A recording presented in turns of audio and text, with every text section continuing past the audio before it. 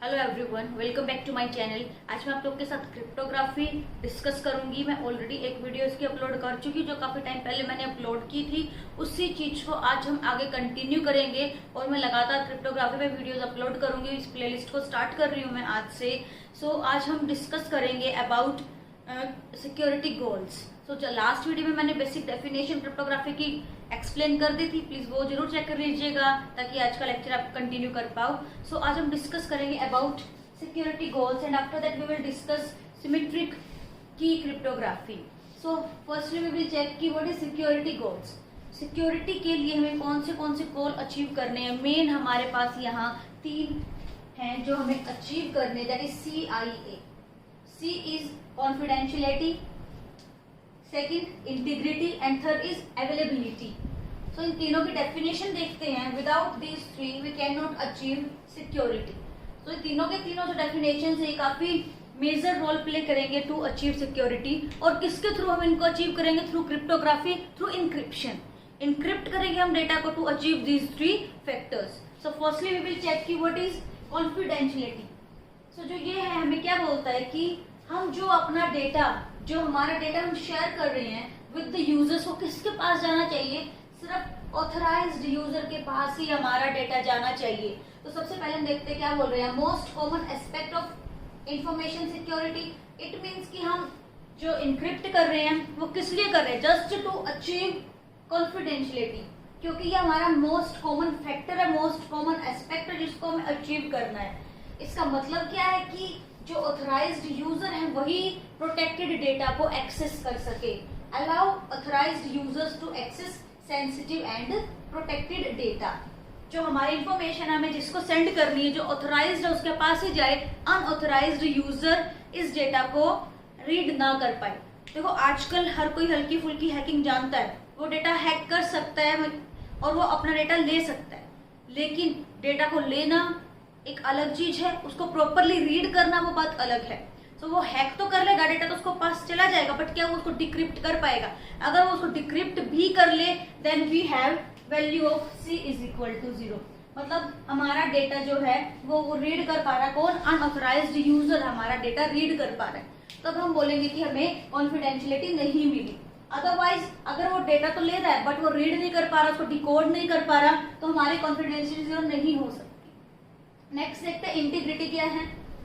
Integrity, अगर हमें कोई चेंजेस करने हैं डेटा में, कौन चेंजेस कर सकता है? Need to be done only by authorised entity through authorised mechanism. Nobody else should modify the data.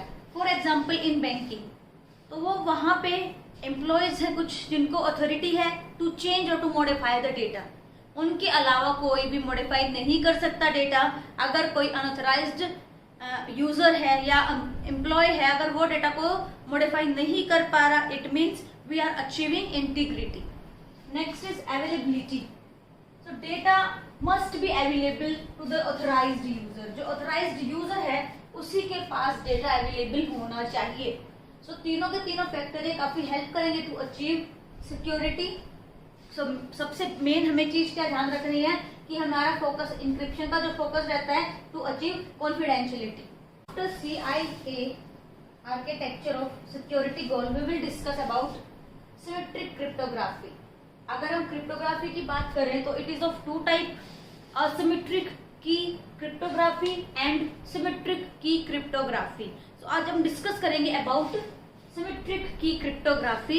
It is also known as secret key and private key cryptography. इसको secret, private सब हम ऐसे word use कर रहे हैं। क्यों use कर रहे हैं? बिकॉज इट हैव ओनली 1 की टू इनक्रिप्ट एंड डिक्रिप्ट। सिर्फ हमारे पास एक ही की रहेगी इनक्रिप्ट और डिक्रिप्ट करने के लिए। इस वजह से हम इस टेक्निक को प्राइवेट और सीक्रेट की क्रिप्टोग्राफी बोलते हैं। यहाँ पे मैसेज सेंड कैसे होगा? Suppose from we have plain text.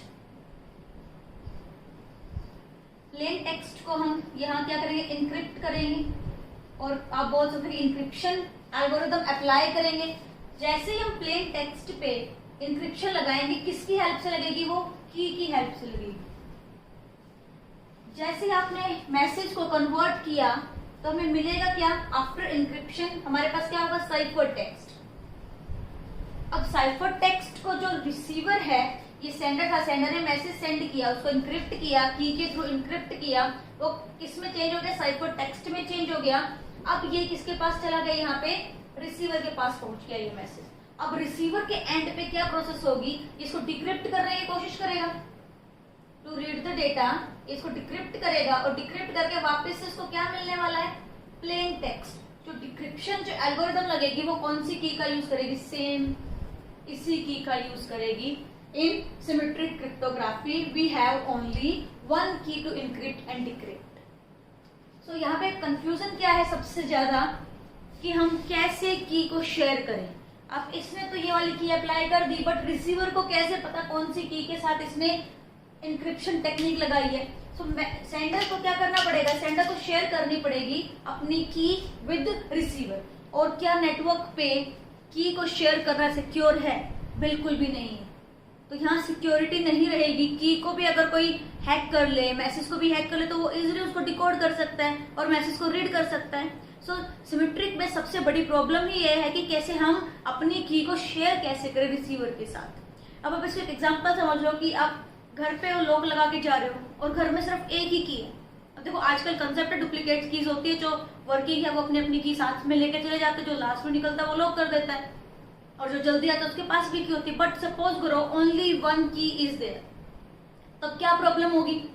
अब जो लास्ट में निकल रहा है, क्या पता किसी और को घर आ रहा है, तो वो की कैसे शेयर करे उसके साथ, जो भी मेंबर घर में आने वाला है उसके साथ की कैसे शेयर करे। या तो उसके पास जाके उसको दे के आए, तो वो भी कोई वर्थ नहीं है कि उसका टाइम वेस्ट होगा, जहां दूसरा बंदा उसको की दे के जाए, वो देने जाए वहां पे।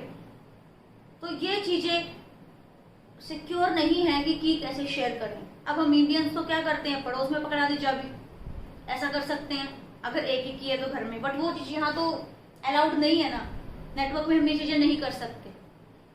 सो ये प्रॉब्लम कौन सॉल्व करेगा, असिमेट्रिक की क्रिप्टोग्राफी में हम उसको सॉल्व करेंगे। और हमारे पास टेक्निक भी, जैसे डेफी हेलमैन एक टेक्निक है की को शेयर करने के लिए, सिक्योरली हम कैसे की को शेयर कर सकते हैं, सेंडर एंड रिसीवर कैसे एक दूसरे को के साथ अपनी कीज शेयर कर सकते हैं, वो भी हम देखेंगे आगे आने वाली वीडियोस में। तो यहाँ पे ये प्रॉब्लम क्रिएट हुई, तो ये कंसेप्ट बहुत इजी है। ये मैसेज आएगा, उसको इनक्रिप्ट करेगा विद सेम की, वो डिक्रिप्ट करेगा रिसीवर के एंड पे। अब यहाँ से क्वेश्चन आ जाता है, नेट में जो आ भी चुका है क्वेश्चन, कि नंबर ऑफ कीज कितनी होंगी। नंबर ऑफ कीज पूछी जाएंगी if we have n number of systems, और you can say that users जो एक दूसरे के साथ शेयर करना चाह रहे हैं। यहाँ पे जैसे कि एक सेंडर एक रिसीवर दो हैं, और हम की कितने यूज कर रहे हैं, एक की यूज कर रहे हैं। यहाँ पे अगर हमारे पास इस तरीके से n यूजर्स हैं या n सिस्टम्स है जो एक दूसरे के साथ शेयर करेंगे, तो कितनी कीज रिक्वायर्ड है टू इनक्रिप्ट और to decrypt the data. Suppose करो मेरे पास सिर्फ 4 यूजर्स हैं, ये इसके साथ शेयर करेगा, इसके साथ भी कर सकता है, इसके साथ भी कर सकता है, इस तरीके से ये शेयर कर सकता है। तो यहाँ पे देखो इसके साथ मैं इसको नाम दे देती हूँ 1 2 3 4। जो 1 और 2 का कनेक्शन है, एक की यहाँ लगेगी, 1 4 के साथ करेगा, एक की यहाँ लगेगी, 1 3 के साथ यहाँ लगेगी, तो 3 तो हो चुकी ऑलरेडी। फिर 2 4 के साथ कनेक्ट करेगा, 2 3 के साथ +2, एंड देन 3 4 के साथ करेगा +1, तो टोटल 6 कीज रिक्वायर्ड है। तो यहाँ से आप देखो, एक मेरे पास कंप्लीट ग्राफ जैसा स्ट्रक्चर दिखाई दे रहा है। यहाँ पे कंप्लीट ग्राफ में नंबर ऑफ एजेस हमें चेक करनी है। सो कंप्लीट ग्राफ में नंबर ऑफ एजेस का फॉर्मूला क्या था, NC2। So in symmetric cryptography number of keys is NC2, where n is number of system or number of devices that are sharing the data. So जो mostly algorithms हम आगे read करेंगे, इसके अंदर आएंगे हमारे पास DES, 3DES, AES, that is data encryption standards. Then 3 show करेगा, same full form रहेगा एडवांस इंक्रिप्शन स्टैंडर्ड्स। इनको मैं अच्छे से डिटेल में देखेंगे कैसे ये काम करेंगे एल्गोरिथम्स। ये काफी इंपॉर्टेंट भी है अकॉर्डिंग टू नेट। मैथ से फॉलोइंग में इनके पूछ ली जाती है कि की का साइज क्या है, प्लेन टेक्स्ट का साइज क्या है, तो हमें वो सारी चीजें भी इनके बारे में रीड करनी है अच्छे से। तो ये प्रोसेस आपको समझ आ गई होगी कि कैसे हम मैसेज सेंड कर पाएंगे by using symmetric cryptography algorithm. अगर आपको आज की वीडियो कुछ समझ में आई, कुछ फ्रूटफुल लगे तो प्लीज इसको शेयर जरूर कीजिएगा अपने फ्रेंड्स के साथ। Thank you so much.